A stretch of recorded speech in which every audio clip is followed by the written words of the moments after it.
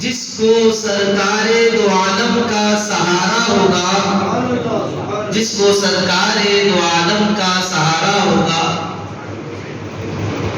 اور ساتھ لے جائیں گے حشر میں ہم ان کا تصور حسرت، قبر میں چاہنے والا نہ اکیلا ہوگا، قبر میں چاہنے والا نہ اکیلا ہوگا۔ آئیے اس یقین کے ساتھ کہ دوریوں کی، مسافتوں کی بندشوں سے آزاد ہو کر ہمارے درود و سلام کو سنتے ہیں، ایک مرتبہ یقین کی کیفیت کے ساتھ درود و سلام کا نذرانہ پیش کریں۔ اللہم صلی علی سیدنا محمد وعلی آلہ واصحابہ افضل صلواتک وعدد معلوماتک وبارک وسلم صلاۃ و سلاما علیک یا رسول اللہ صلی اللہ تعالی علیہ وسلم۔ محترم حاضرین و سامعین اکرام، جلسہ انوار مدینہ کانفرنس فیضان غوث اعظم رضی اللہ تعالیٰ عنہ کی مبارک محفل، ہم یہ سمجھتے ہیں کہ انتظام ہم نے کیا، دعوت ہم نے دی، لوگوں کو بلایا ہم نے ہے، اہتمام ہمارا ہے، لیکن در حقیقت بات یہ ہے کہ نہ دعوت دینا ہمارا ہے نہ بلانا ہمارا کام ہے۔ جب جلسہ ہی حضور غوث پاک رضی اللہ تعالیٰ عنہ کے فیضان کا ہے تو سن لیں کہ ایک مرتبہ آپ کے خادم خاص صاحب بہجت الاسرار یہ بات اپنی کتاب میں نقل کرتے ہیں کہ خادم خاص جمعہ کی نماز کے لیے حضور غوث پاک رضی اللہ تعالیٰ عنہ کے ساتھ مسجد جانے کے لیے نکلے۔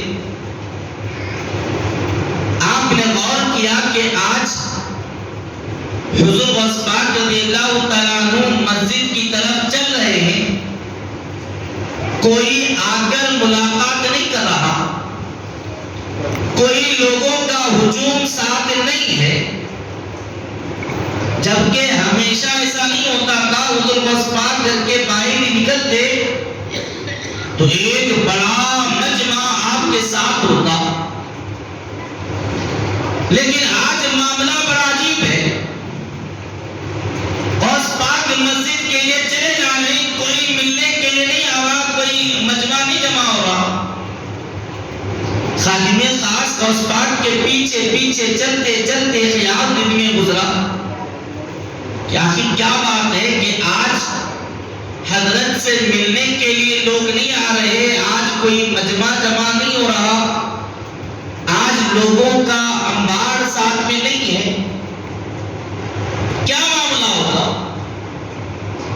یہ خیال دل میں آنا ہی تھا کہ کچھ ہی دیر کے بعد وہ خادم خاص نے دیکھا کہ لوگ آنے لگے، حضرت سے ملاقات کرنے لگے، پیچھے پیچھے چلنے لگے۔ نتیجہ یہ ہوا کہ اس خادم کے اور حضرت غوث پاک کے درمیان ایک بڑا فاصلہ پیدا ہو گیا۔ کچھ دیر پہلے تک کوئی ساتھ نہیں تھے، یہ غوث پاک تھے، خادم پیچھے تھے۔ دل میں خیال آیا کہ آج کوئی ملنے نہیں آ رہا، کیا بات ہوگی؟ اتنا خیال آنا ہی تھا۔ لوگ آنے لگے، ملنے لگے، ملاقاتیں کرنے لگے، جمع ہونے لگے۔ تو جب لوگ جمع ہونے لگے تو خود بخود خادم کو پیچھے ہٹنا پڑا، نتیجتاً غوث پاک سے دوری ہو گئی، کافی دوری پیدا ہو گئی۔ اور جب یہ کیفیت ہوئی تو خادم خاص کے دل میں خیال آیا، پہلے کا منظر ہی بڑا اچھا تھا، لوگ نہ تھے تو حضرت کے ساتھ ساتھ چلنے کا موقع تھا۔ چپ بیٹھے بیٹھے ہی دل میں خیال کیا لوگ نہیں ہے، خیال کیا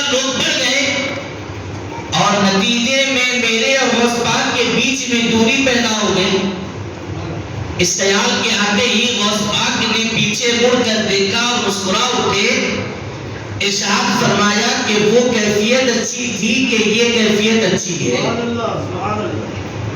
وہ نزدیکی بہتر تھی یا یہ دوری بہتر ہے؟ خادم نے ہاتھ جوڑے عرض کی کہ حضرت وہ غربت کے مرحلے، وہ غربت کے لمحات ہی بہتر تھے۔ حضور غوث پاک پلٹ کر ارشاد فرماتے ہیں کیا تم یہ سمجھتے ہو کہ لوگ اپنی مرضی سے ہم سے ملنے آتے ہیں، لوگ ہم سے اپنی مرضی سے دور جاتے ہیں؟ حقیقت یہ ہے کہ لوگوں کے دلوں کو اللہ نے میری قدرت میں، میرے ہاتھ میں دیا ہے۔ میں جب چاہوں لوگوں کو اپنی طرف متوجہ کرتا ہوں، جب چاہے لوگوں کو اپنے سے دور کرتا ہوں۔ یہ غوث پاک کی مجلس میں آنا، غوث پاک کی مجلس میں بیٹھنا، یہ ہمارا اختیار نہیں ہے، یہ انتخاب تو غوث الورا کا ہے کہ کسی کو کہیں قربت سے بلا رہا ہے تو کسی کو کہیں دور سے بلایا، انتخاب غوث پاک کا۔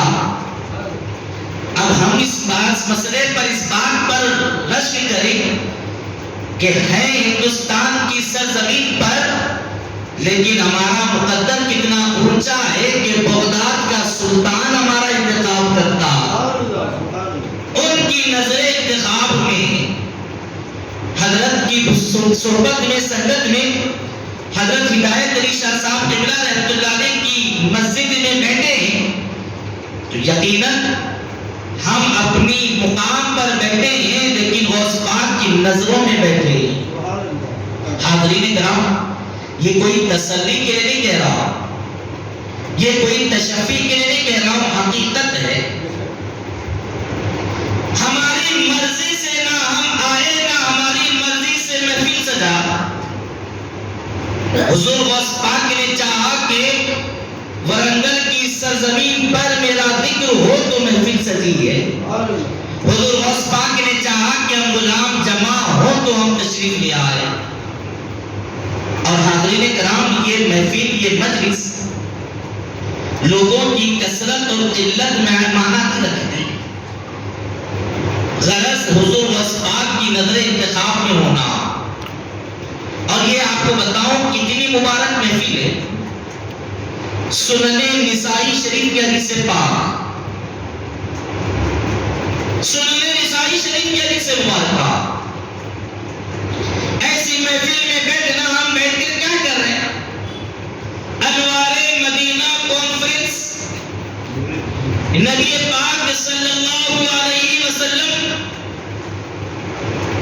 کی امت میں پیدا ہوئے، اس بات پر اللہ کا شکر ادا کر رہے ہیں۔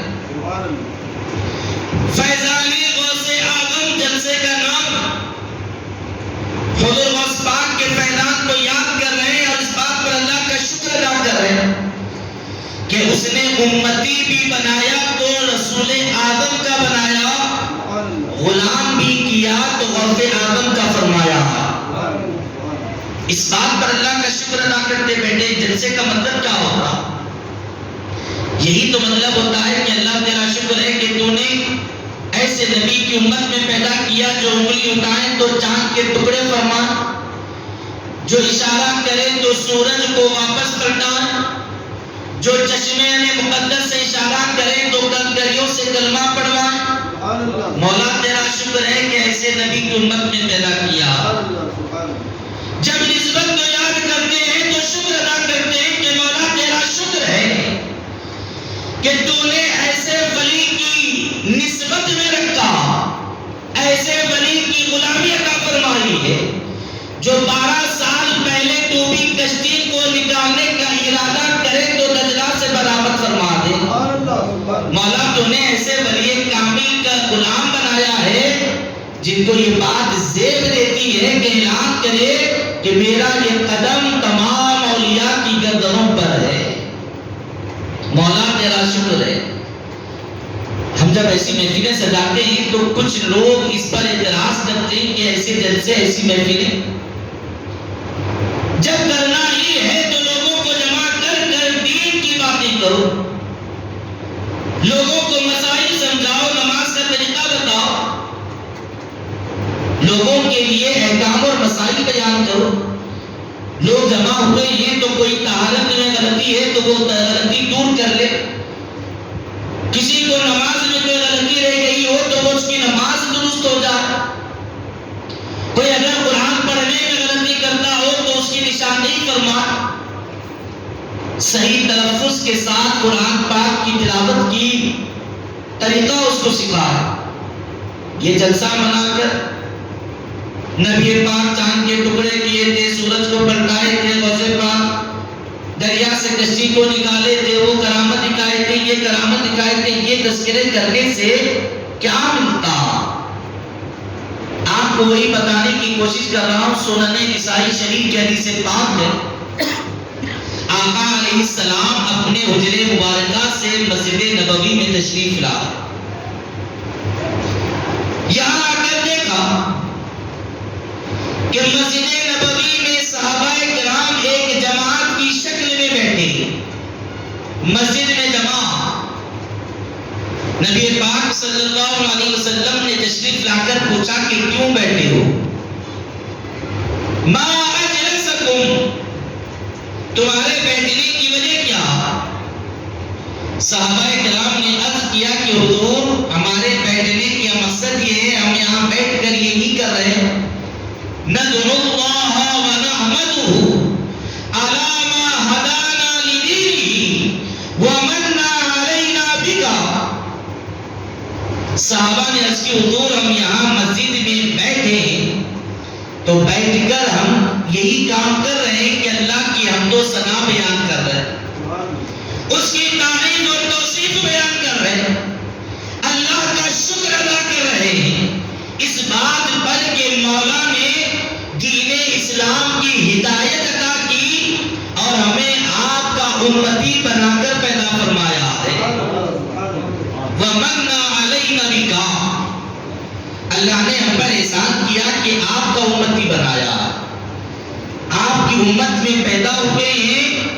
اس پر اللہ کا شکر ادا کرتے بیٹھے ہیں کہ مولا یہ تیرا احسان ہے، مولا تیرا شکر ہے، مولا یہ تیرا کرم ہے. تو چاہتا تو کسی نبی کا امتی بنا کر پیدا فرماتا، تو چاہتا تو موسیٰ علیہ السلام کی امت میں پیدا کرتا، تو چاہتا تو داؤد علیہ السلام کی امت میں پیدا فرماتا، تو چاہتا تو کسی نبی کی امت میں پیدا کرتا. مولا تیرا احسان ہے کہ تو نے اپنے محبوب کی امت میں پیدا فرمایا ہے. وہ مجلس جس میں صحابہ اللہ کا شکر ادا کرتے بیٹھے ہیں کہ اللہ نے ہدایت دی دین اسلام کی طرف اور آقا کی امت میں پیدا کیا. ایسی مجلس سجائے بیٹھے ہیں، سرکار تشریف لے آئے. آقا علیہ السلام سے صحابہ نے عرض کر دی حضور ہمارے آنے کی وجہ یہ ہے، بات ختم ہو جانی چاہیے نا، نہیں ہوئی.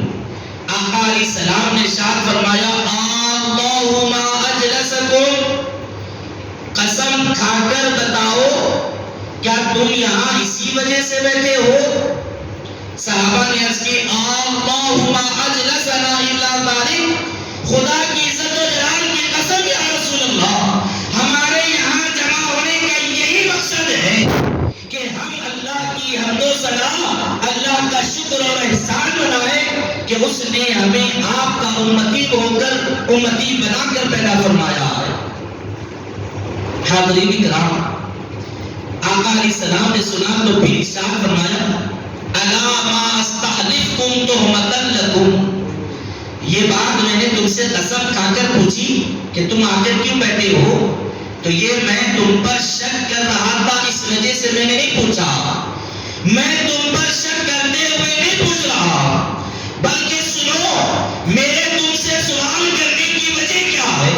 میں نے یہ کیوں پوچھا کہ تم یہاں کیوں بیٹھے ہو، جب تم نے بتا دیا کہ تم اللہ کا شکر ادا کرتے بیٹھے ہو کہ مولا نے اسلام کی طرف تم کو ہدایت عطا فرمائی، مولا نے میری امت میں تم کو پیدا کیا، اس پر تم اگر اللہ کا شکر ادا کر رہے ہو تو سنو تمہارے لیے بشارت یہ ہے کہ اتانی جبرائیل ان اللہ عز و جل یباہی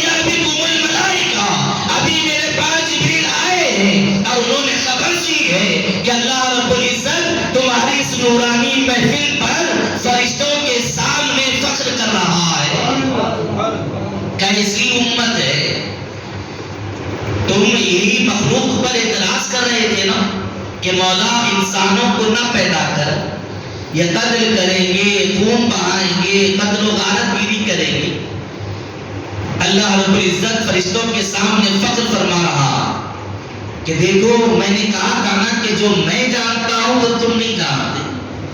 تم نے ہر قوم کی فرد کو دیکھا ہوگا، میں نے اپنے محبوب کے غلاموں کو دیکھا ہے جو میرا اس بات پر بھی شکر ادا کرتے بیٹھے کہ میں نے اسلام کی دولت عطا کی اور اپنے محبوب کی امت میں پیدا کیا۔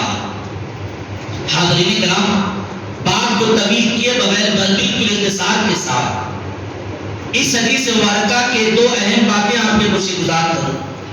پہلی بات تو یہ ہے کہ ہم بھی مسجد میں بیٹھے عشاء کی نماز کے بعد سے مسلسل کبھی نعت خوانی ہو رہی ہے، کبھی منقبت پڑھی جا رہی ہے، کبھی خطاب ہو رہا، شان اور عظمت مصطفیٰ، شان و عظمت موضوع برا بیان ہو رہی۔ لوگ کہتے ہیں کہ یہ ایسا تذکرہ کرتے بیٹھنا اتنی رات کا کیا فائدہ؟ تو سن لیں، حدیث پاک کی روشنی میں تو یہ عین سنت صحابہ ہے، صحابہ کی سنت ہے۔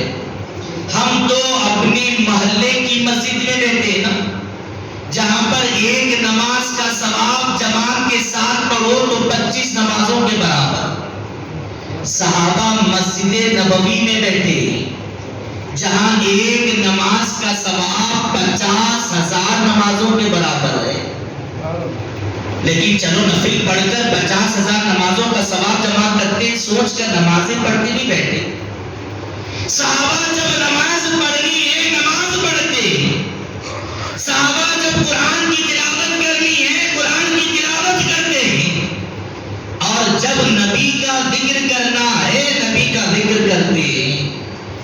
معلوم ہوا کہ ہر کام کا ایک وقت ہے، جس وقت جو کام ہونا ہو اسی وقت وہ کام سزا بجا نظر آتا، اسی وقت وہ کام بہتر نظر آتا۔ جس وقت نماز کا اہتمام ہونا ہو سفید درست ہونا ہی بہتر ہے، جس وقت قرآن کی تلاوت کرنی ہو اس وقت مجلس قرآن ہی مناسب ہے، اور جب ذکر مصطفیٰ کی محفل سجانی ہو اس محفل میں ذکر مصطفیٰ کرنا ہی سنت صحابہ، یہ کوئی بدعت والا کام نہیں۔ اور دوسری بات یہ کہ نبی پاک صلی اللہ علیہ وسلم نے پوچھا کہ تم یہاں کیوں بیٹھے ہو؟ صحابہ نے عرض کی حضور ندعو اللہ و نحمدہ علی ما ہدانا لدینہ ومن علینا بک، آقا ہم آپ کی غلامی میں پیدا ہوئے، اس پر اللہ کا شکر ادا کرتے بیٹھے ہیں۔ تو آقا علیہ السلام نے پوچھا اللہم اجلسکم الا ذلک، قسم کھا کر بتاؤ کیا تم اسی کام کے لیے آئے ہو، یا راستے سے جا رہے تھے جاتے جاتے مسجد نظر آئی تو اندر آ گئے، نماز پڑھ رہے تھے پڑھتے پڑھتے جو لوگ بیٹھے تھے تو ان کو جوائن کر لیے؟ ضمناً تو تم نے یہ محفل کو اٹینڈ نہیں کیا نا، تم عارضی طور پر ضمنی طور پر آئے ہو، یا گھر سے اسی مجلس کا ارادہ لے کر آئے ہو؟ صحابہ نے عرض کی حضور ہمارے آنے کا مقصد ہی ہے، ہم اپنے گھروں سے چل کر اسی واسطے آئے ہیں کہ آج مسجد میں بیٹھیں گے، کبھی جا کر نماز پڑھتے ہیں، کبھی جا کر قرآن پڑھتے ہیں، آج مسجد میں بیٹھ کر ذکر مصطفیٰ کریں گے، اسی ارادے سے آئے۔ اور آپ اور دیکھیں یہ ہماری محفل کی اعلان ہوا کہ آج بعد نماز عشاء مجلس غوثیہ مجلس نور مدینہ کانفرنس منعقد ہوگی، تو ہم اپنے گھروں سے اسی ارادے سے آئے، عشاء پڑھنے آئے تھے، جلسہ ہو رہا تھا تو نہیں بیٹھ گئے، بلکہ آئے اسی لیے ہے کہ عشاء بھی پڑھنا ہے ساتھ میں ذکر مصطفیٰ بھی سننا ہے، شان غوث الورا بھی سننا ہے۔ ارادہ لے کر کے آنا بھی صحابہ کرام رضوان اللہ تعالیٰ علیہ اجمعین کی سنت ہے۔ جب یہ بات واضح ہو گئی کہ ہماری محفل سنن نسائی شریف کی حدیث مبارکہ کے مطابق عین حدیث کے مطابق ہے. ہم جیسے گھر سے ارادہ لے کر آئے صحابہ ہی ویسے ہی ارادہ لے کر آئے. صحابہ نے جیسے محفل سجائی ایسے ہی ہم نے محفل سجا لی ہے بلا تشبیہ و بلا تمثیل. یہ ذکر مصطفیٰ کی برکت ہی ہے کہ مولا تعالیٰ اپنے محبوب کے ذکر پر اتنا خوش ہوتا ہے کہ فرشتوں کے سامنے فخر ظاہر فرماتا ہے. اور یہ بات کی وضاحت بھی کر دوں کہ فخر کرتے کب ہیں. ہمیں کسی پر فخر ہے تو کیوں ہے؟ ہم کسی پر فخر جتاتے ہیں تو کب جتاتے ہیں؟ کوئی وہ کام کرے جو سوائے اس کے کسی نے نہ کیا ہو، کوئی اور نے نہ کیا. کسی کالج سے اسٹوڈنٹس پاس ہوئے، 200 بچوں نے امتحان لکھا، 150 بچے کامیاب ہوئے، لیکن سب پر فخر نہیں جتایا جاتا. اس ایک پر فخر جتایا جاتا ہے جس نے کالج کا نام روشن کیا اور سب سے اعلیٰ درجات اور نمبرات کو حاصل کیا. جو سب نہ کر سکے اس اکیلے نے کر دکھایا، اس پر فخر ہوتا. والدین کو فخر ہے، اساتذہ کو فخر ہے، رشتہ داروں کو فخر ہے، ساتھیوں کو فخر ہے، بھائی بہنوں کو فخر ہے. کیوں بھی کیا کیا اس نے؟ اس نے وہ کام کیا جو کسی اور نے نہ کیا. سب 60-70% لے کر پاس ہوئے، اس نے 100% کامیابی پائی. جو سب نہ کر سکے اس نے کیا. اسی لیے یہ وہ ہے جس پر فخر کیا جا سکتا بلا تشبیہ و بلا تمثیل.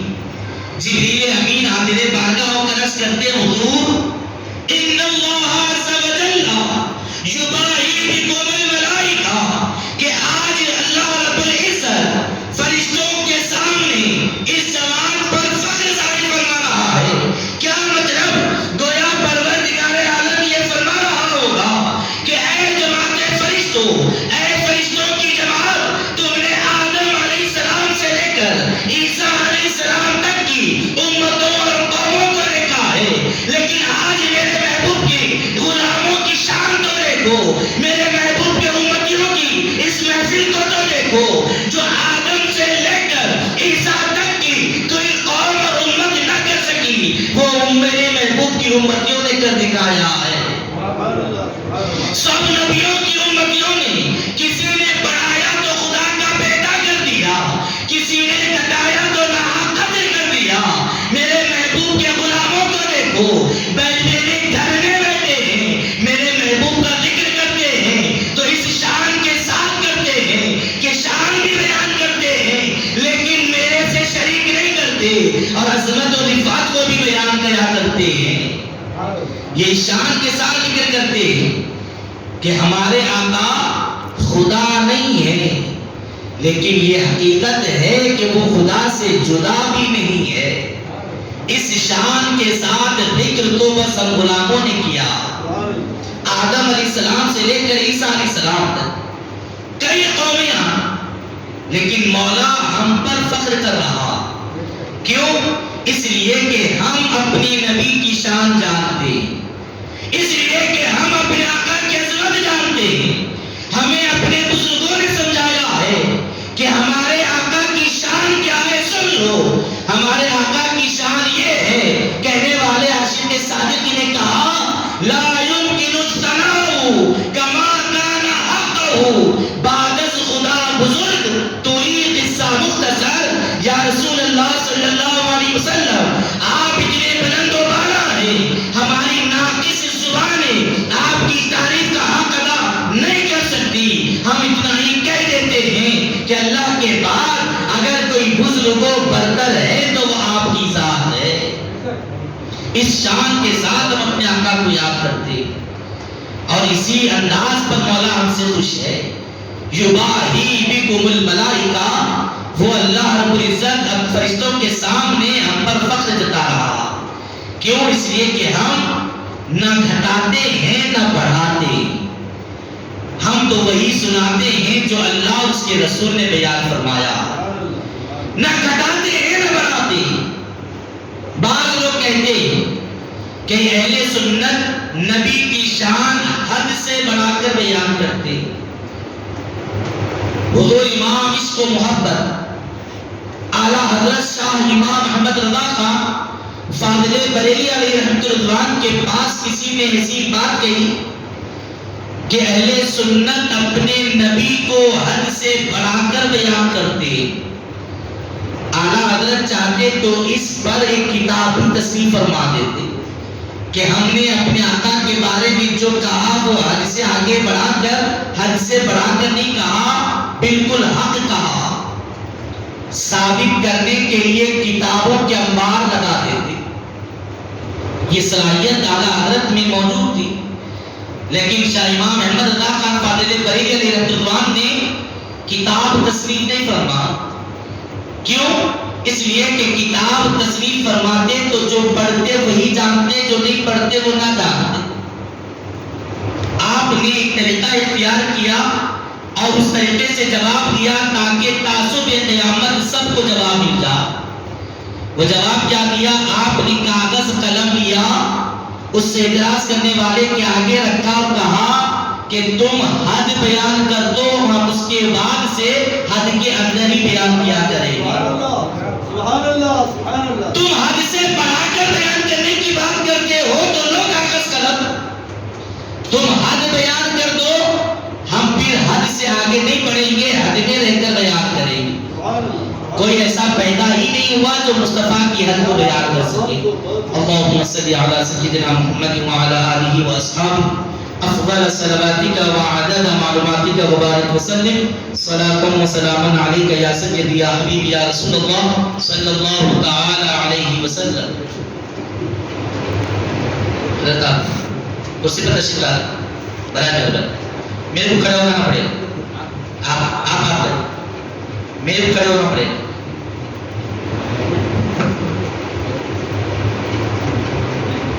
آپ تشریف لائیں۔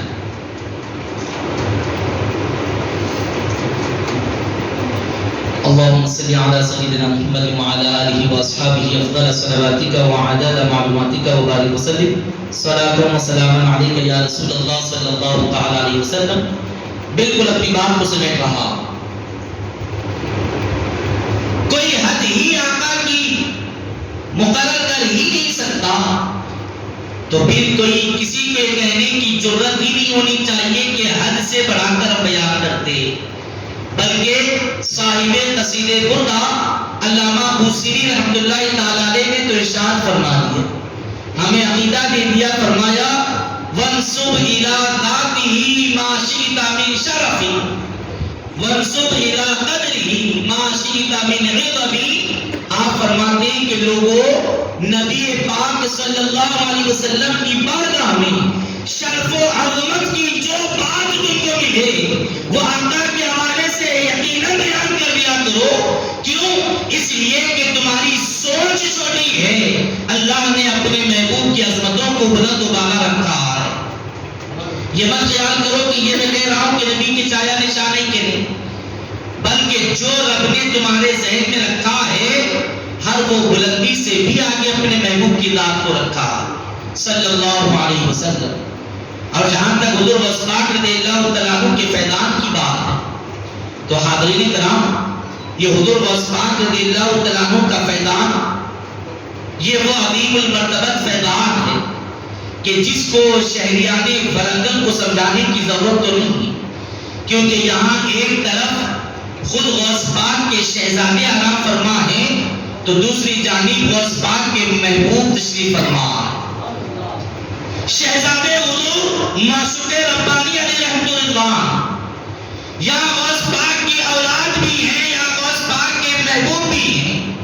شہریان ورنگل کے لیے فیضان غوث اعظم سمجھانے کی ضرورت نہیں ہے، یہاں کے لوگوں نے تو محسوس کر رکھا، فیضان کو پائے رکھا کہ یہاں محبوب معشوق ربانی رحمت اللہ تعالیٰ علیہ کی شکل میں غوث پاک کے شہزادے بھی آرام فرما، اور محبوب سبحانی شہزادہ امام رفاعی حضرت سید شاہ افضل بیابانی رفاعی القادری رحمۃ اللہ تعالی علیہ کے آستانے کی شکل میں حضور غوث پاک کا فیضان جگمگا رہا۔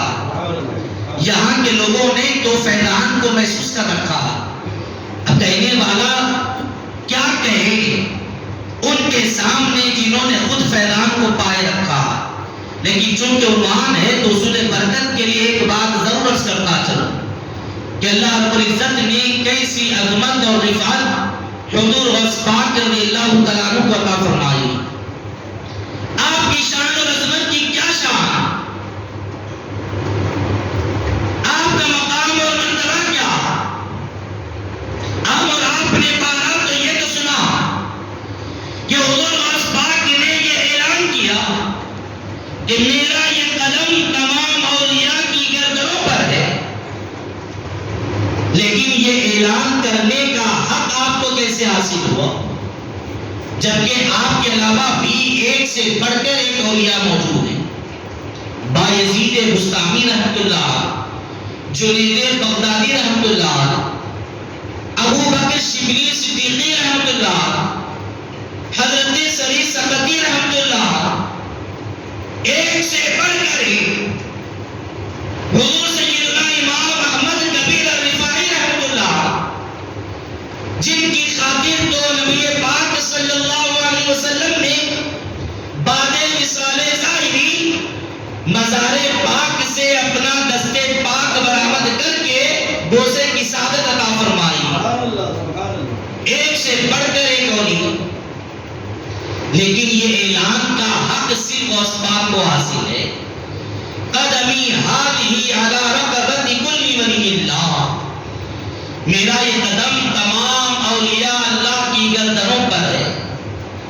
یہ سعادت سوائے غوث پاک کی اور کسی کو حاصل نہیں ہے۔ آخر یہ اعلان کا حق غوث پاک کو کیسے حاصل ہوا؟ یہ اعلان غوث پاک نے کیوں فرمایا؟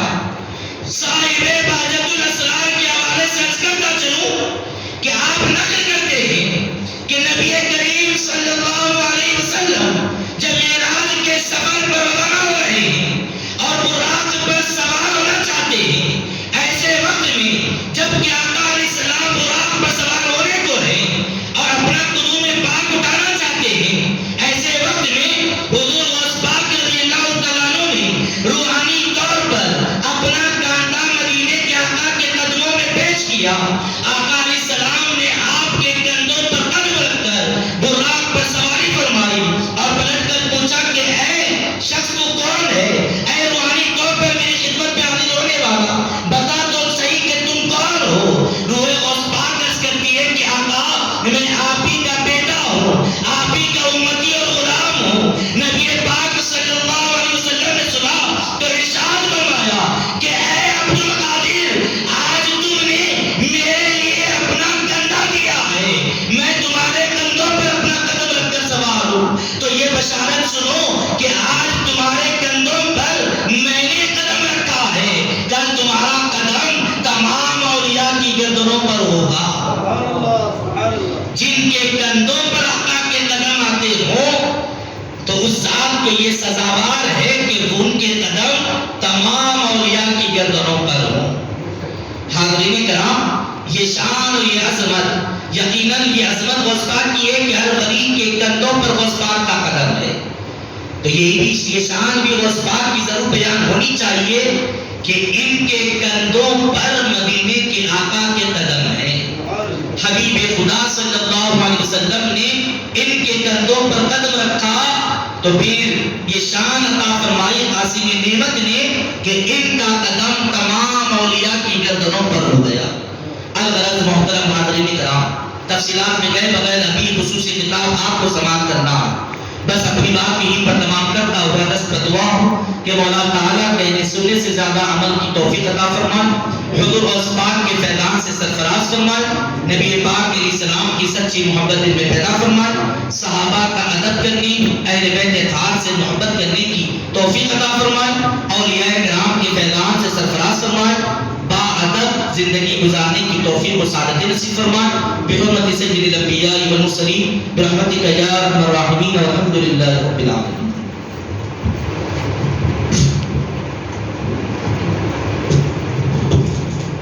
حضرات محترم عطیہ حضرت مولانا ڈاکٹر محمد خان بیابانی صاحب کے بصیرت افروز خطاب سے حاضرین محفل السلام علیکم ورحمۃ اللہ وبرکاتہ. الحمدللہ رب العالمین والصلاة والسلام علی سید المرسلین خاتم النبیین شفیع المذنبین انیس الغریبین رحمت للعالمین محمد المصطفیٰ وآلہ واصحابہ اجمعین. اما بعد فاعوذ باللہ من الشیطان الرجیم بسم اللہ الرحمن الرحیم.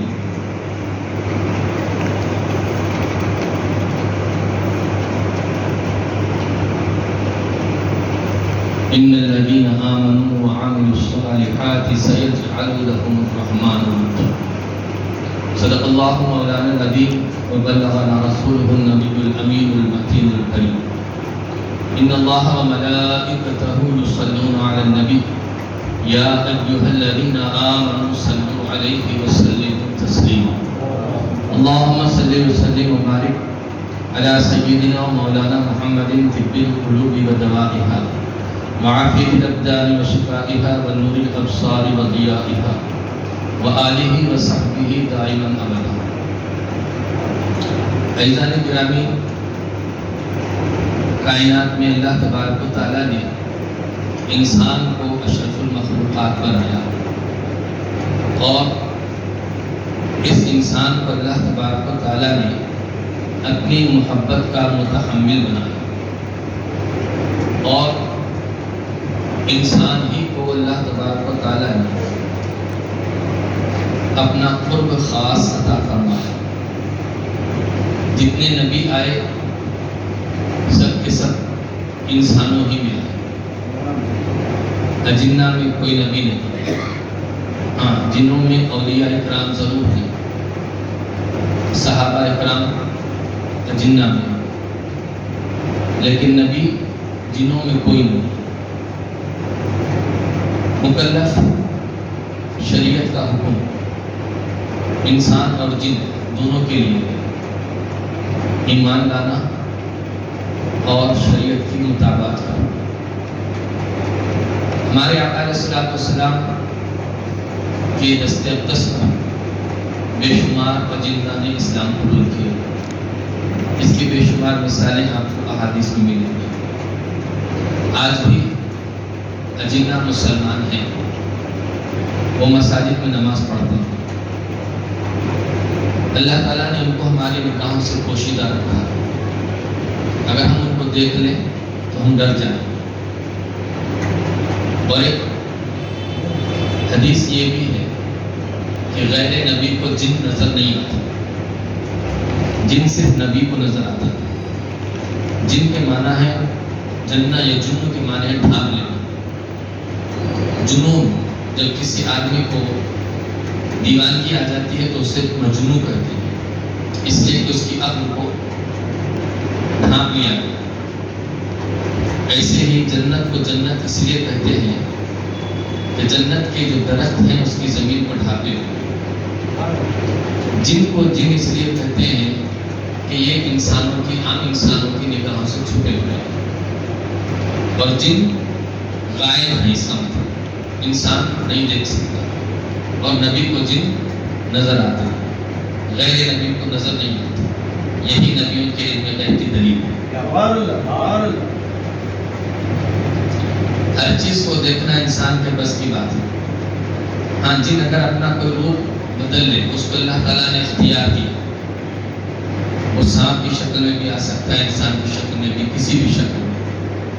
جب اپنا شکل بدل لیتا ہے تو اس کی طاقت اتنی ہی ہوتی ہے جتنی اس کی شکل ہوتی ہے، اور اس کو دیکھا بھی جا سکتا ہے، چھیا بھی جا سکتا ہے، ملتا بھی. تو انبیاء کرام علیہ السلام صرف انسانوں میں آئے، اور انبیاء کرام اللہ تعالیٰ کی مقرب ترین مخلوق ہے. ان کے بعد اگر کسی کا مقام ہے تو وہ اولیاء کرام جو عام انسانوں سے چن کر بنائے جاتے ہیں۔ ولی کے معنی ہے دوست، ولی کے معنی ہے قریب۔ جیسے عمر جب جنازہ ہماری مسجدوں میں آتا ہے تو کہتے ہیں اس کا ولی کون ہے، ویسے ہی نکاح میں یہ پوچھا جاتا ہے کہ اس لڑکی کا ولی کون ہے۔ وہاں ولی سے مراد وہ ولی نے جو کرامات دکھائے، بلکہ یہاں ولی سے مراد رشتہ دار ہے۔ لفظ ولی کے معنی ہے قریب۔ اللہ تبارک و تعالیٰ فرماتا اللہ ولی الذین آمنوا یخرجہم من الظلمات الی النور۔ اللہ مسلمانوں کا ولی ہے، انہیں اندھیریوں سے نکالتا ہے، اجالوں میں پہنچاتا ہے۔ تو یہ ولی، اللہ بھی ولی ہے، اللہ تعالیٰ کے ناموں میں سے نام ولی ہے، اور اللہ تبارک و تعالیٰ مسلمانوں کا ولی ہے۔ اس کے چند معنی، ایک تو یہ کہ ولی کے معنی مددگار، اللہ مسلمانوں کا مددگار ہے، اللہ تعالیٰ مسلمانوں کے قریب ہے۔ وہ خود ہی فرماتا ہے کہ نحن اقرب الیہ من حبل الورید، ہم تمہاری رگے جان سے زیادہ قریب ہیں۔ نحن اقرب الیہ منکم ولکن لا تبصرون، ہم تمہارے دل کو قریب رہتے ہیں مگر تم ہمیں نہیں دیکھ پاتے۔ اللہ تبارک و تعالیٰ مسلمانوں کا ولی ہے، مسلمانوں کا مددگار ہے، مسلمان کے قریب ہے، کافر کے بھی قریب ہے، ایسا نہیں، مگر مسلمان کے قریب ہے تو رحمت کے ساتھ، کافر کے ساتھ قریب ہے، قربت اگر اس کی ہے تو وہ غضب اور قہر کے ساتھ۔ اللہ تبارک و تعالیٰ کا نام بھی ولی ہے۔ اب ولی کو ولی کیوں کہتے ہیں؟ ولی کو ولی اس لیے کہتے ہیں کہ ولی اللہ تبارک و تعالیٰ کا دوست ہوتا ہے اور مسلمانوں کا مددگار ہوتا ہے۔ ولی ادھر اللہ کا دوست ہوتا ہے، ادھر مسلمان کا مددگار ہوتا ہے۔ حدیث پاک میں سرکار ارشاد فرماتے ہیں کہ بہم تنصرون وبہم تمترون وبہم ترزقون۔ اللہ تعالیٰ اپنے مخلوقات میں ان اولیاء کرام ہی کے لیے زمین سے اناج اگاتا ہے، سورج نکلتا ہے، زمین سلامت ہے تو اولیاء کرام کی وجہ سے سلامت ہے، ورنہ عام انسان کو اللہ تعالیٰ کی نافرمانی ہے۔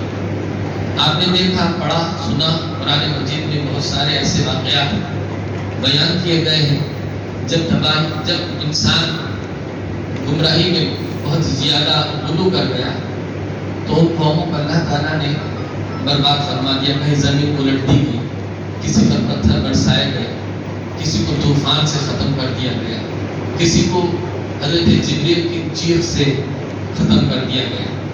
ایسے کئی آپ کو دیکھنے کو ملتے ہیں۔ تو یہ اللہ تبارک و تعالیٰ نے اگر زمین کو سلامت رکھا ہے تو ان اولیاء کرام کی وجہ سے سلامت رکھا ہے۔ ایک حدیث پاک ہے، حضرت اکرم صلی اللہ علیہ وسلم کی اس حدیث کو حضرت عبداللہ بن عباس رضی اللہ تعالیٰ نے روایت کیا ہے کہ زمین پر ہر زمانے ہر دور میں 7 اولیاء کرام رہے۔ یہ 7 اولیاء کرام کی وجہ سے زمین سلامت رہی، اور حضور کا ارشاد ہے کہ میری امت میں ہمیشہ 356 اولیاء کرام وہ ہیں جو ہمیشہ رہیں۔ اس کے علاوہ بے شمار اولیاء اور بھی ہیں، لیکن 356 اولیاء کرام ہمیشہ رہیں۔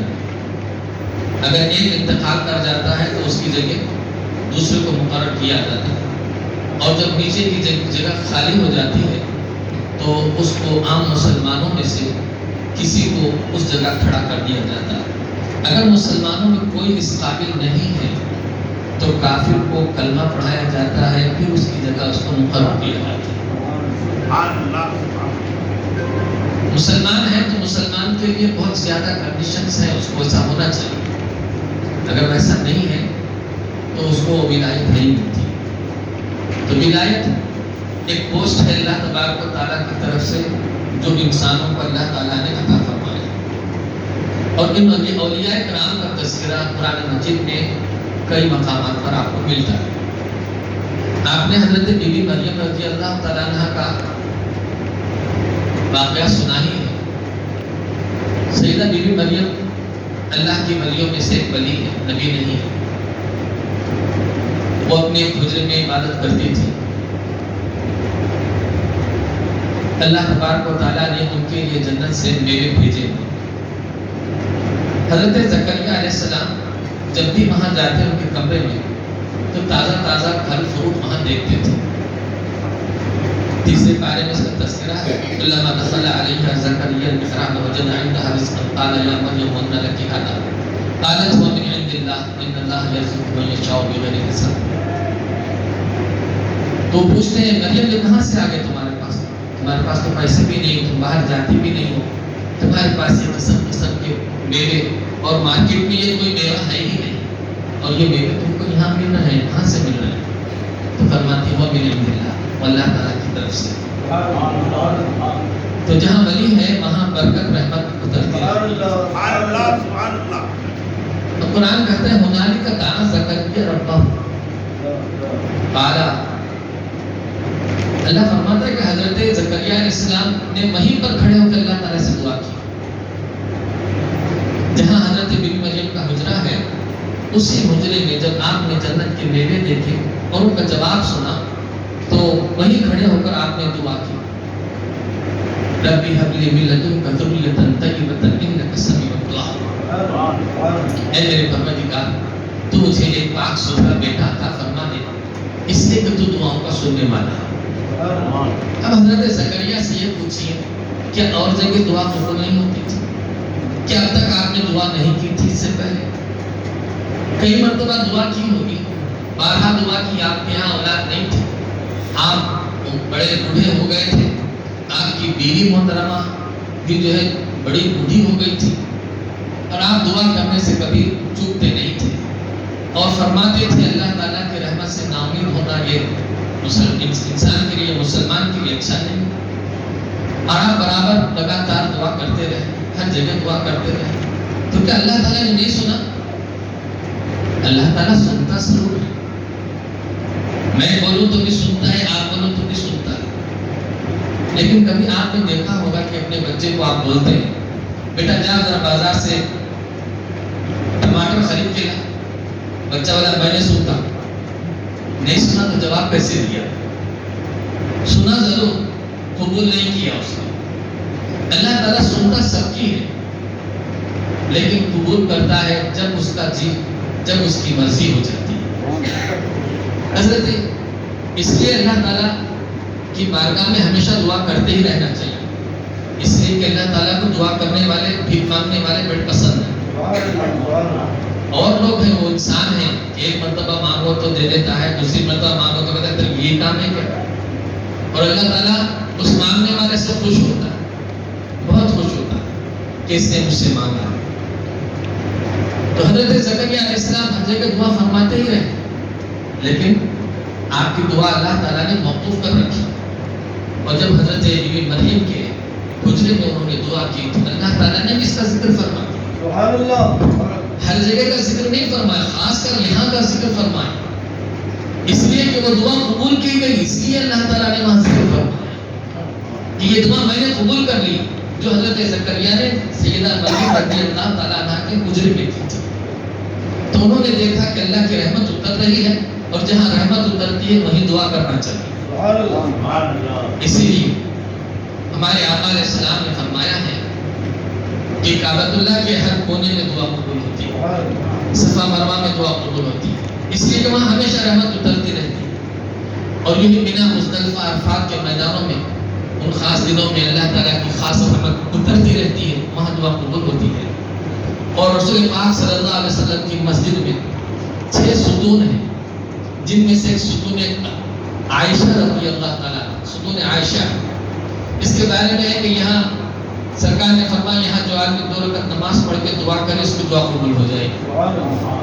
حضرت بی بی عائشہ کو سرکار نے بتایا تھا، اس لیے اس ستون پر لکھ دیا گیا سبحانۃ العائشہ، وہاں جو دعا کرتا ہے اس کی دعا قبول ہوتی ہے۔ وہاں ایک ستون ہے، اس کا نام ہے سبحانۃ ابو لبابہ۔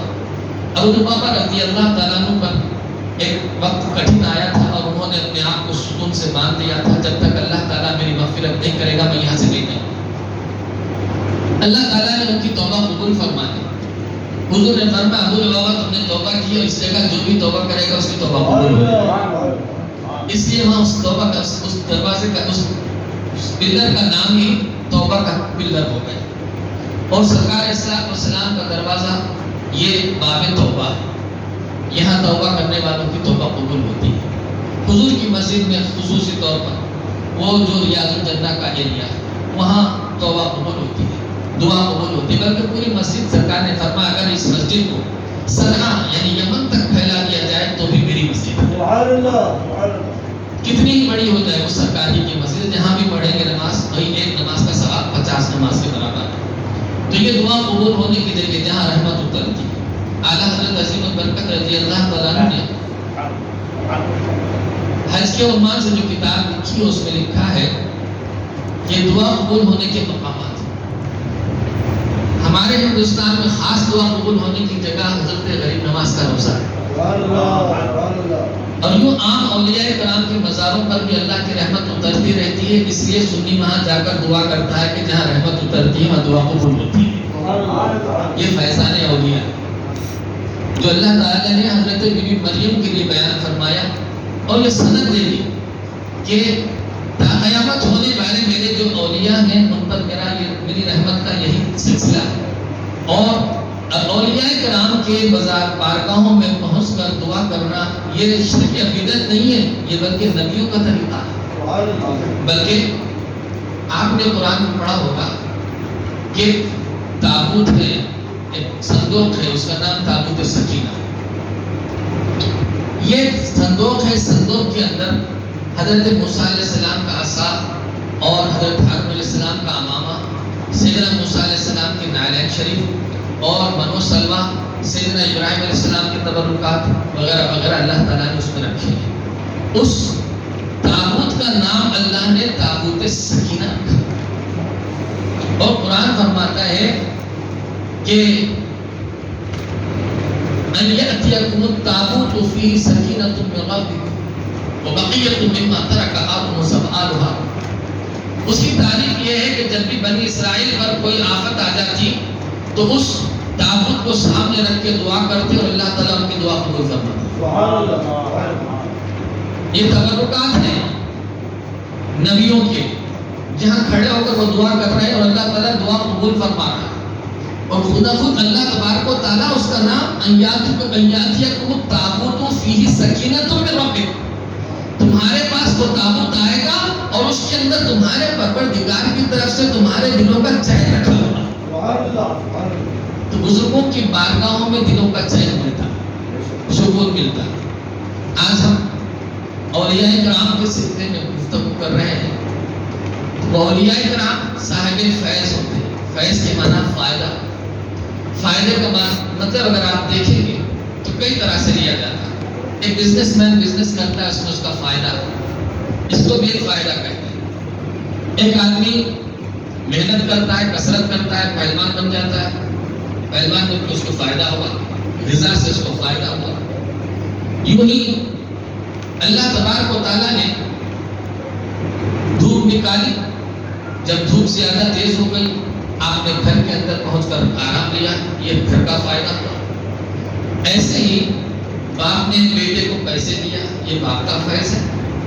ماں نے بچے کو دودھ پلایا, یہ ماں کا فیض ہے جو بچے کو پہنچ رہا ہے. بلکہ یوں کہو کہ اللہ تعالیٰ نے جو چیز بھی پیدا فرمائی اس کے اندر کوئی نہ کوئی تاثیر ضرور رکھی ہے. یہاں تک کہ پتھروں میں تاثیر رکھی. ایک پتھر ہے جس کو سلیمانی پتھر کہتے ہیں. یہ سلیمانی پتھر ایک کالا قسم کا پتھر ہے. اس کے بارے میں مشہور ہے کہ یہ اگر کسی کو کوئی ہاتھ میں پکڑ لے تو اس سے ناخن نہیں کٹتے, اگر اس کے ناخن کاٹے جائیں تو ناخن نہیں کٹتے, اس کے بال کاٹے جائیں تو بال نہیں کٹتے, بلکہ اگر اس کو چھری سے وار کیا جائے تو چھری کا وار بھی اس پر اثر نہیں ہوتا. اکثر لوگ اس کو خریدتے ہیں بڑی دام. یہ سلیمانی پتھر, اس پتھر کے اندر اللہ نے اتنی طاقت رکھی, اتنا فیض رکھا ہے کہ یہ آدمی کو تیر سے, تلوار سے, گولی سے, بارود سے بچاتا ہے. تو جب اللہ تبارک و تعالیٰ پتھر میں اتنا اثر رکھا ہے تو جس کو دوست بنایا اس کے اندر کتنا اثر رکھا ہوگا.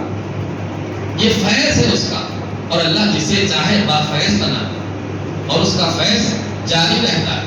اور ایک مرتبہ کسی کو اللہ تبارک و تعالیٰ، بلکہ حدیث آپ پڑھتے ہیں عموماً، آپ عید کے موقع پر یہ حدیث خصوصی طور پر پڑھی جاتی ہے کہ اللہ تبارک و تعالیٰ آج کے دن ایک خاص رحمت نازل فرماتا ہے، اور اللہ تعالیٰ جس پر ایک مرتبہ رحمت سے دیکھ لیتا ہے پھر اس کو عذاب نہیں دیتا. تو جب اللہ تبارک و تعالیٰ ایک مرتبہ کسی پر رحمت فرما دے تو اس پر عذاب نہیں ہوتا. جس کو ایک مرتبہ ولی بنا لیا تو اس کا نام کبھی بھی نکالتا نہیں، اس کا فیض ہمیشہ جاری رہتا ہے.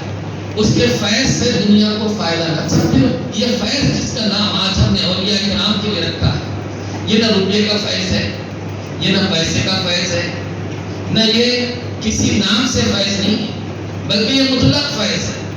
اس کا سب سے بڑا فیض، ہم لوگ عموماً اولیاء کرام کے پاس پہنچتے ہیں تو ہم یہی چاہتے ہیں، ہم فیض کے معنی یہ سمجھتے ہیں کہ دنیا کی زندگی اچھی ہو جائے، پیسے مل جائے، اچھی نوکری مل جائے، ہمارا بنگلہ بن جائے، گاڑی مل جائے، اچھی خاصی نوکری ہو جائے، کچھ بھی ہماری اپنی دنیا کی زندگی کے اندر ہم سوچتے ہیں. جبکہ ہم ان اولیاء کرام کو اگر دیکھیں، ان کی زندگیاں پڑھیں گے تو اکثر اولیاء کرام کو آپ نے دیکھا ہوگا کہ وہ اس دنیا کو لاکھ مار کے گئے.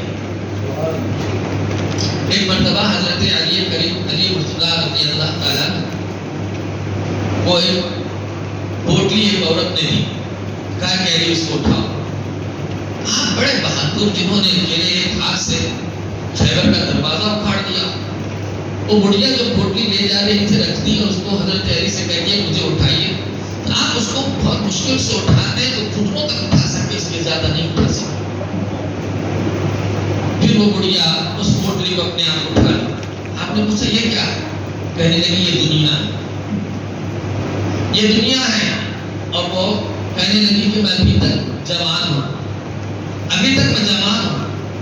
پھر فرمایا تجھ سے کسی نے شادی نہیں کی؟ تو کہنے لگی جتنے میرے پاس آئے وہ نامرد تھے، اور جو مرد تھا وہ کبھی میری طرف پلٹ کے نہیں دیکھے. وہ اولیاء کرام اور دنیا کی طرف جانے والے نامرد ہیں. ایک معنی میں وہ دنیا کہہ رہی اس لیے کہ دنیا کسی کو ملی نہیں، وہ مکمل، اور ملی بھی تو رہی نہیں، اور لے کے اس دنیا سے گیا نہیں. دنیا جہاں تھی وہی رہ گئی. اللہ نے جتنا سونا پیدا کیا اصل میں اب تک وہ ویسا ہی ہے. انسان اس میں سے کچھ بھی نہ کھا سکا، نہ کچھ پی سکا، نہ اس کو لے جا سکا. جتنی اس نے چاندی سون لوہا چیزیں پیدا کی تھی وہ سب کی سب اسی زمین پر دھری ہیں. اور قیامت کا دن آئے گا تو اللہ تعالیٰ فرماتا ہے اذا زلزلت الارض زلزالها واخرجت الارض اثقالها، زمین اپنے بوجھ کو نکال دے گی. وقال الانسان ما لها، اور انسان سے اس کا مال کہے گا کہ اب لے لے میں آیا. قیامت سے پہلے زمین اپنا سونا بھی نکال دے گی، جتنا اس کے اندر ہے، جتنی چاندی ہے وہ نکال دے گی، جتنا پلیٹینم ہے سب نکال دے گی. جس کے لیے آج انسان اتنی بڑی بڑی جنگیں لڑ رہا ہے، وہ ایک دن ایسا ہوگا کہ وہ نکال دے گی، لیکن اس انسان کے پاس اتنا ٹائم ہی نہیں ہے کہ اس کو لے کے کرے گا کیا، اس کا لے کے بنائے گا کیا. تو دوستو یہ دنیا جس کی طرف ہم دوڑ رہے ہیں، ہم جس دنیا کے پیچھے دوڑ رہے ہیں، یہ دنیا میں جو گیا تو سمجھ لیجیے کہ وہ اس میں منہمک ہو کے رہ گیا. اور جو دنیا کو چھوڑا اللہ کی طرف لو لگایا تو پھر وہ اللہ تعالیٰ کا ہو گیا. حضرت رسول کریم صلی اللہ علیہ وسلم کا ارشاد ہے دنیا کی قدر، دنیا کی قیمت، دنیا کی اہمیت اللہ کی نگاہ میں اگر مچھر کے پر کے برابر بھی ہوتی تو اللہ تبارک و تعالیٰ کسی کافر کو اس زمین سے ایک چلو پانی بھی پینے نہیں دیتا. اللہ کی بارگاہ میں اس دنیا کا کوئی مقام نہیں، اسی لیے اس کو دنیا کہتے ہیں. دنیا ہے ادنا سے، ادنا چھوٹی چیز کو کہتے ہیں. اور جب اس کی تفصیل آ جاتی ہے اس کو اور بڑا کر کے بیان کیا جاتا ہے، بہت چھوٹی تو اس کا نام ہوگا دنیا. دنیا بہت چھوٹی چیز ہے. اللہ فرماتا ہے قل متاع الدنیا قلیل، اے محبوب فرما دیجیے کہ دنیا کی ساری نعمتیں بہت تھوڑی ہیں. اور اللہ تبارک و تعالیٰ کے یہ اولیاء کرام اس دنیا سے پرے ہٹ کر اللہ تعالیٰ کی محبت کی طرف چلتے ہیں. اور جب اللہ تعالیٰ کی محبت انہیں نصیب ہو جاتی ہے تو ان کے سامنے ان کی نگاہ میں یہ دنیا بہت چھوٹی قلیل ہو جاتی ہے. اس دنیا سے ان کو کوئی سروکار نہیں رہتا حضرت. اور پھر اس دنیا کو وہ جیسے چاہے استعمال کر لیتے ہیں. حضرت سیدنا امام صلی اللہ علیہ وسلم رضی اللہ تعالیٰ سفر میں تھے، آپ کے پاس کچھ بھی نہیں تھا، تو آپ کے جو ساتھ چل رہے تھے تو کہنے لگے حضور بھوک لگ رہی ہے۔ آپ نے ریت کے تھوڑے سے ڈھیر کو اٹھایا اور ایک برتن میں ڈالا، پھر پانی ڈالا، پھر اس کو ہلا دیا تو بہترین ستو بن گیا، اور سب نے پیا۔ کہنے لگے حضور ایسا ستو ہم نے نہ پہلے کھایا تھا نہ پھر بعد میں ملے گا، نہیں ملے گا۔ یہ دنیا ہے، یہ دنیا جب ان کے ہاتھ میں جاتی ہے تو جیسا وہ مقصد ہوتا ہے اسی مقصد کے تحت وہ کام کرتا ہے۔ آپ کے شہر میں حضرت سیدنا جلال الدین معشوق ربانی رحمۃ اللہ تعالی علیہ عنہ فرمائے، حضرت جب اس ہندوستان کو تشریف لا رہے تھے تو ایسا ہوا کہ جس راستے چل رہے تھے آپ کے پاس جو مشال جلا رات میں اندھیرے کے لیے مشال جلایا کرتے تھے، تیل ختم ہو گئے۔ آپ کے خادم نے کہا حضور رات میں روشنی کے لیے کوئی چیز نہیں ہے، تیل ختم ہو گیا۔ حضرت نے فرمایا ہمارے وضو کے لوٹے میں پانی ہے، وہ لے آؤ۔ وضو کے لوٹے کو لایا تو اس میں پانی تھا، آپ نے اس مشال کے اوپر ڈال دیا اور پھر اس کو جلایا تو وہ تیل کی طرح جل رہا ہے۔ تاثیریں بدل دیتے ہیں۔ پانی کی تاثیر بجھانا ہے، لیکن پانی کی تاثیر اولیاء کرام جلانے کے لیے بھی لیتے ہیں۔ ان کے ہاتھ میں دنیا ایک کھلونا ہے اور جیسا چاہے اس دنیا کو استعمال کرتے ہیں، ان کے لیے دنیا کی کوئی اہمیت نہیں، اس لیے انہوں نے دنیا کو چھوڑ دیا اور ہم ان کے پاس پہنچتے ہیں تو اسی دنیا کو مانگتے ہیں۔ وہ تو آئے ہیں فیض دینے کے لیے، ان کا خاص فیض یہ ہے کہ بندے جو اللہ تعالیٰ کو بھولے ہوئے ہیں ان کو اللہ تعالیٰ تک پہنچائے، اللہ تعالیٰ کی یاد دلائے، اللہ تعالیٰ کے قریب پہنچائے۔ وہ تو اس لیے ہے کہ ہم روٹی روزی کہیں بھی بھیک مانگنے سے نہیں مل جاتی۔ آدمی کوئی بھی کام کرے گا اسے پیسہ مل جائے گا، مگر اللہ کیسے ملے گا؟ اللہ تو وہیں ملے گا جہاں اللہ تعالیٰ ہے، جہاں اس کی رحمت ہے، اور وہ ہے اولیاء اکرام کی بارگاہ۔ اور یہ اللہ والے اس کا ہاتھ پکڑتے ہیں اور اس کو جب اپنے قریب کرتے ہیں تو اس کو یہ فیض دیتے ہیں کہ اسے یہاں سے اٹھا کے اللہ تعالیٰ تک پہنچا دیتے ہیں۔ کتنے ایسے، اس کے لیے کوئی پڑھنا لکھنا کوئی ضروری نہیں کہ آپ کے سامنے کہ پڑھے لکھے عالم صاحب ہی بنتے ہوں گے، نہیں، جتنے اولیاء ہیں وہ سب عالم ہیں، مگر ہر عالم ولی نہیں ہے، ہر عالم ولی نہیں، مگر جتنے عالم ہیں سب، جتنے ولی ہیں سب عالم ہیں، سب عالم ہیں، سب پڑھے لکھے ہیں۔ اگر وہ نہ بھی پڑھے لکھے ہوں تو اللہ تعالیٰ ان کو اپنی طرف سے پڑھا دیتا ہے، لکھا دیتا ہے، سب سمجھا دیتا ہے، بتا دیتا ہے۔ نفحات الانس میں حضرت امام جامی رحمۃ اللہ تعالیٰ علیہ نے ایک حضرت ابو عبداللہ عاملی رحمۃ اللہ علیہ کا واقعہ بیان فرمایا۔ ابو عبداللہ عاملی جو تھے یہ ایک قصاب تھے، قصاب کے بیٹے تھے، لیکن اللہ تعالیٰ کی لو نبی اور انہوں نے ولایت کا مقام پایا، غوثیت کے مقام پر فائز ہوئے اپنے زمانے میں، بیٹھے بیٹھے نظر آتے تھے اور بیٹھے بیٹھے غائب ہو جاتے تھے۔ ان کی بڑی بڑی کرامات ہیں۔ ایک مرتبہ ایک مفتی صاحب کا فتویٰ لے کر ایک آدمی جا رہا تھا، حضرت ابو عبداللہ عاملی رحمۃ اللہ تعالیٰ علیہ اپنے گھر کے سامنے بیٹھے ہوئے تھے۔ حضرت ابو عبداللہ عاملی نے اس آدمی کو آواز دی، کہا کیا لے جا رہے؟ بولے میں فتویٰ لے کے جا رہا ہوں۔ تو فرمایا جا کے مفتی صاحب سے بولنا یہ فتویٰ غلط ہے، صحیح ہو۔ کے پاس پہنچا تو مفتی صاحب نے پھر اس کو دیکھا، دیکھ کر اس نے جو غلطی تھی اس کو صحیح کیا اور کہنے لگے کہ اگر قصاب کا بیٹا ابو عبداللہ نہ ہوتا تو میں ہلاک ہو گیا۔ یہ پڑھے لکھے کچھ نہیں تھے، جاہل تھے، بالکل ان پڑھ، مطلب امی تھے، انگوٹھا ٹھاپ تھے، کسی مدرسے میں گئے نہیں، لیکن جب اللہ نے ان کو ولایت کے مقام پر فائز فرمایا تو ان کے لیے اللہ نے علم کے دروازے کھول دیے۔ آپ نے حضرت ابو الحسن خرقانی رحمۃ اللہ تعالیٰ علیہ کا نام سنا ہوگا، یہ اپنے زمانے کے بہت بڑے بزرگوں میں سے گزرے۔ آپ حضرت سلسلہ نقشبندیہ کے عظیم بزرگ ہیں، سلسلہ نقشبندیہ آپ سے ہو کر ہی آتا ہے۔ حضرت سیدنا ابو الحسن خرقانی رحمۃ اللہ تعالیٰ علیہ کسان تھے، بچپن سے کسان رہے، کھیت میں کام کرتے رہے، کبھی پڑھے نہیں، کبھی کسی جگہ گئے نہیں۔ ایک مرتبہ حضرت سیدنا بایزید بستامی کی مزار میں گئے اور کہنے لگے بایزید مجھے آپ اپنے جیسا بنا دیجیے۔ تب اس سے آواز آئی، اے ابو الحسن اللہ نے جو کچھ مجھے دیا ہے وہ تیرے ہی لیے دیا، اور آپ نے اس وقت ان کو سب کچھ عطا فرما دیا۔ آپ کہنے لگے کہ حضور میں تو ان پڑھ ہوں، جاہل ہوں، مجھے پڑھنا کچھ نہیں آتا۔ فرمایا جب اللہ تعالیٰ تجھے ولایت دے گا تو تجھے علم بھی عطا فرما دے گا۔ حضرت ابو الحسن خرقانی رحمۃ اللہ تعالیٰ علیہ اپنے زمانے کے عظیم ترین بزرگوں میں سے میں عرض کرنا چاہ رہا ہوں کہ اللہ تبارک کہ یہاں ولایت کا بڑا مقام ہے، اور ولایت جو ایک فیضان ہے، وہ فیضان جو سب سے زیادہ مؤثر ہے، جس فیضان کے لیے ان کو یاد کیا جاتا ہے، وہ فیضان ہے ان کا بندوں کے دلوں کو اللہ تعالیٰ کی طرف پھیر دینا، دنیا سے نکال کر اللہ تعالیٰ کی طرف پھیرنا۔ یہ بہت بڑے ملبے والی بات ہے، یہ خالی نہیں ہوتی۔ آپ نے دیکھا حضرت غریب نواز کے پاس جادوگر آیا، مسلمان ہو گئے، کافر آیا، مسلمان ہو گیا۔ کتنے اولیاء کرام کے ہمارے سیدھا جلال الدین ماشور ربانی رحمۃ اللہ تعالی کے آنگن میں مزار ہے، کہا جاتا ہے کہ یہ جادوگر کا مزار، وہ جادوگر تھا، جادو کرتا رہا، جب دیکھا کہ میری جادو کا اثر نہیں ہو رہا ہے، حضور کی خدمت میں آیا اور حضرت سے پاس مسلمان بھی ہوا اور پھر اللہ کا ولی بھی ہوا۔ جو دلوں کو پھیر دینے والی چیز، دلوں کو اللہ تعالیٰ کی طرف پھیر دینے والی چیز، اسی لیے اللہ تبارک و تعالیٰ نے بندوں کو ان اللہ والوں کے ساتھ رہنے کا حکم بھی فرمایا، اور رسول پاک صلی اللہ علیہ وسلم کا ارشاد ہے کہ ولی کون ہے؟ فرماتے ہیں اذا رأیتہ تذکر اللہ، جب تم اس کو دیکھو تو اللہ تم کو یاد ہے۔ ولی کی شان، ولی کی نشانی یہی ہے کہ اگر ہم ولی اس کو دیکھیں تو اللہ یاد آئے۔ اب جو ہوگا ولی تو اس کی صورت کیسی ہوگی؟ جو ہم لوگوں نے تراش لی ہے وہ الگ ہے، اور اللہ نے جو بنائی ہے وہ الگ ہے۔ ہم لوگوں نے جو تراش لی ہے لمبے لمبے بال، 8-10 انگوٹھی، ایسے ویسے گلے میں من کے، اور پھر پھٹے پرانے کپڑے پہن لیے، آڑی ٹیڑھی باتیں کرنے لگ گئے، ایسے کو ہم لوگوں نے ولی سمجھ لیا۔ لال پیلا ہرا ان رنگوں میں ہم ولیوں کو ڈھونڈ رہے ہیں، جبکہ ولی ان رنگوں میں نہیں ہے، ولی ہے مصطفیٰ کے رنگ میں۔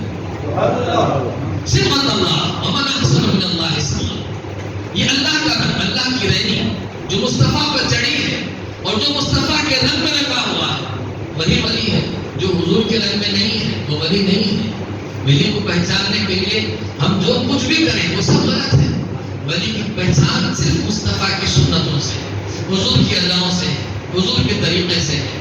سرکار پیران پیر رضی اللہ تعالیٰ عنہ کے پاس ایک مرتبہ، حالانکہ آپ کے پاس کئی مرتبہ اٹھتے بیٹھتے کرامات کا صدور ہوتا رہتا تھا، لیکن ایک صاحب آئے کئی دن رہے لیکن آپ کی کوئی کرامت آپ نے نہیں، ان صاحب نے نہیں دیکھی، اور پھر اس کے بعد جانے کا ارادہ ظاہر کیا۔ سرکار پیران پیر نے فرمایا آئے کیوں تھے، جا کیوں نہیں؟ کہا کہ حضور میں آیا اس لیے تھا کہ آپ کی کوئی کرامت دیکھوں تو میں مرید ہو جاؤں۔ تو آپ نے فرمایا ٹھیک ہے، تم تو میرے ساتھ دن رات رہے، ایک بات مجھے بتاؤ کہ میرا کوئی کام حضور کی سنت کے خلاف دیکھا؟ تو کہنے لگے حضور میں نے نہیں دیکھا۔ فرمایا الاستقامت فوق الکرامت، استقامت ہی کرامت سے بڑی کرامت ہے۔ اس دنیا میں کون انسان ایسا ہے جو اپنی پوری محنت کے ساتھ حضور کی سنت پر کھڑا، اور جو اس کے ایک سنت پہ کھڑے ہونے کے لیے اس کو کئی لوگوں سے دشمنی بھی مول لینی پڑتی، کئی لوگ اس سے دور بھی ہو سکتے ہیں، کچھ اسے برا بھی کہہ سکتے ہیں، کچھ اسے دقیانوں سے بھی کہہ سکتے ہیں، کچھ اسے